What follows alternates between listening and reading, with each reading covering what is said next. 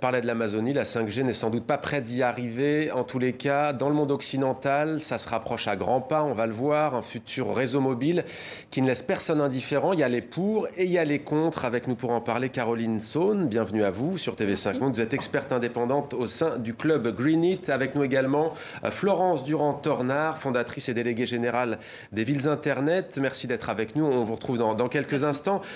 Tiens, d'abord peut-être à toutes les deux, j'aimerais vous faire écouter Emmanuel Macron, le président de la République, qui n'était pas très content face aux critiques émergentes sur la 5G. On écoute. La France va prendre le tournant de la 5G parce que c'est le tournant de l'innovation. Et j'entends beaucoup de voix qui s'élèvent pour nous expliquer qu'il faudrait relever la complexité des problèmes contemporains en revenant à la lampe à huile. Je ne crois pas au modèle Amish. Et je ne crois pas que le modèle Amish permette de régler les défis de l'écologie contemporaine. Voilà, les Amish, communauté chrétienne qui vit à l'écart du progrès. Caroline Saune, vous êtes plutôt Amish ou plutôt technolâtre ? Ni l'un ni l'autre. En fait, l'objectif, c'est effectivement de pouvoir partager, comprendre en fait l'impact du numérique et en tout cas la prendre en compte dans les choix qu'on va devoir faire au niveau de la société. Ouais. Il y a eu la 3G, 4G, 4G+, même maintenant 5G, ça va servir à quoi franchement ? L'objectif de pouvoir déployer la 5G, c'est de pouvoir anticiper les problèmes de congestion qu'on va pouvoir constater probablement. C'est estimé en 2023, on aura peut-être des contentions ponctuelles dans les zones denses du fait qu'on augmente tous les ans en fait, notre consommation d'Internet. Donc c'est aussi dans cette dynamique-là que la 5G arrive. Florence Durand-Tornard, même question finalement pour vous, plutôt Amish, plutôt technolâtre ? Oui, alors je ne voudrais pas rentrer dans les polémiques. Ce qu'il faut comprendre, c'est que ces technologies sont des choix de société. C'est des passages extrêmement importants pour l'ensemble de la planète et notamment pour les équilibres pays pauvres, pays riches et plus pauvres et plus riches. Donc on est sur des outils qui vont diffuser le service public avant tout. Ce n'est pas uniquement un enjeu de marché et ça, il faut bien le comprendre. Alors justement, les villes, elles accueillent ça plutôt comment, les collectivités locales ? Écoutez, on a 35 000 collectivités en France, donc je ne peux pas parler au nom de toutes les villes. Bon, les élus se sont exprimés, ils ont réclamé des temps de débat, du moratoire, d'être impliqués dans les décisions. Et je crois que c'est ça qu'il faut mettre en avant, c'est que les élus locaux, comme les citoyens, doivent avoir le droit de choisir justement entre ces orientations technologiques qui sont encore une fois des orientations sociétales qui posent des enjeux d'accès à l'information, d'équilibre de la connaissance, de l'accès à la connaissance, mais aussi de l'accès au droit, à l'emploi. Donc on est sur un sujet fondamental qui touche toute la société dans toute sa structure et pas uniquement un sujet technologique. On a un sentiment de déficit d'explication, Caroline Saune. J'aime pas trop le mot pédagogique, mais tout de même, je vous demandais à quoi ça allait servir. C'est quoi le gain, au fond, numérique et technique de la 5G ?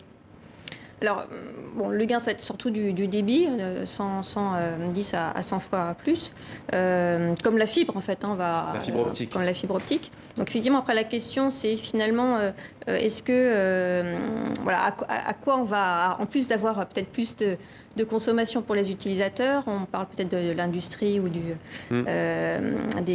villes... des Smart City, mais voilà, quel va être vraiment l'impact, l'apport par rapport au fait qu'on a d'autres contraintes. On a les gaz à effet de serre qui augmentent chaque année. Le numérique, c'est 3,8% des gaz à effet de serre, des émissions, 6% en 2025.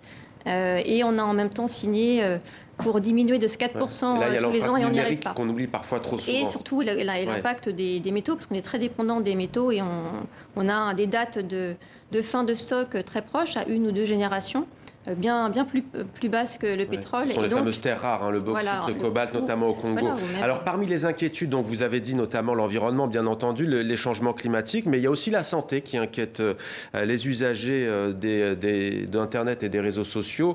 En Suisse, par exemple, l'inquiétude est vive, les précisions de Séraphine Charpentier.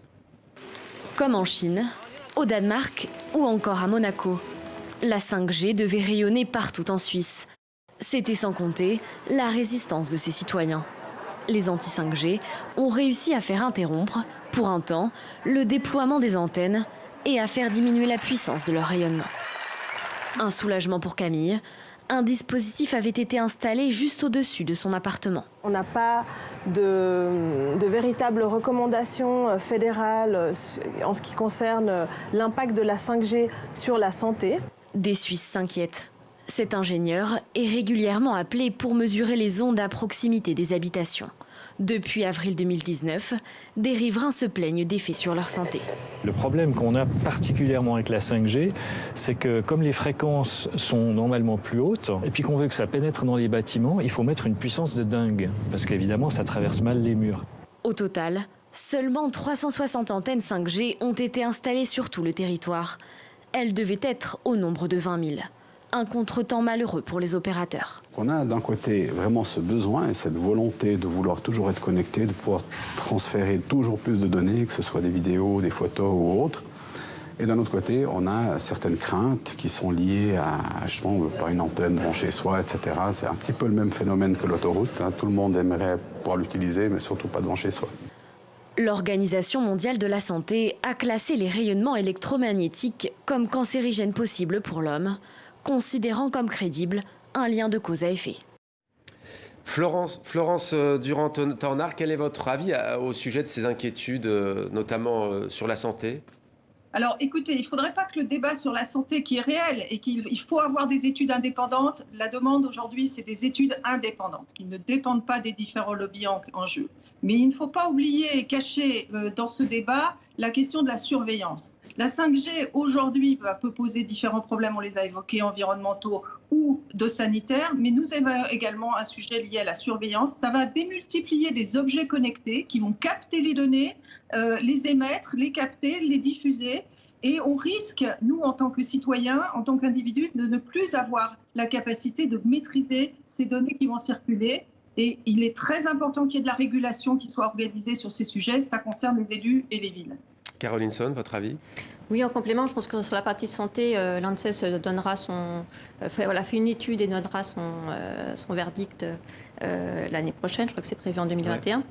On peut parler aussi par rapport à l'impact sanitaire, de l'impact de la surcharge cognitive, parce que finalement, on va avoir dans la même seconde, plus d'images, plus d'informations, de Mais surcharge. Alors du télétravail, en période post-Covid, ça peut avoir un rôle, selon vous ? Qu'est-ce qui pourrait avoir un rôle ? La 5G. Les gens en télétravail ont accès à la DSL ou à la fibre. Il y a des élèves et des parents d'élèves qui ont souffert quand même pendant le confinement parce qu'à la campagne, on rame pour télécharger un devoir. La priorité, c'est vraiment de pouvoir connecter en fait les zones blanches et toutes les zones qui ne sont pas suffisamment connectées en 4G ou en fibre. C'est effectivement la priorité. Il y a un Green Deal vert qui normalement doit assurer ça, mais effectivement priorité à ça. Et ensuite, effectivement, l'objectif, c'est juste de prendre les bonnes décisions en fonction des impacts sanitaires, sociaux, sociétaux et environnementaux. On le voit sur la carte, il y a des pays qui sont plus en avance que d'autres. Merci à vous, Caroline Zone, et merci à vous, Florence Durand-Tornard, d'avoir été avec nous en direct dans 64 minutes sur TV5 Monde.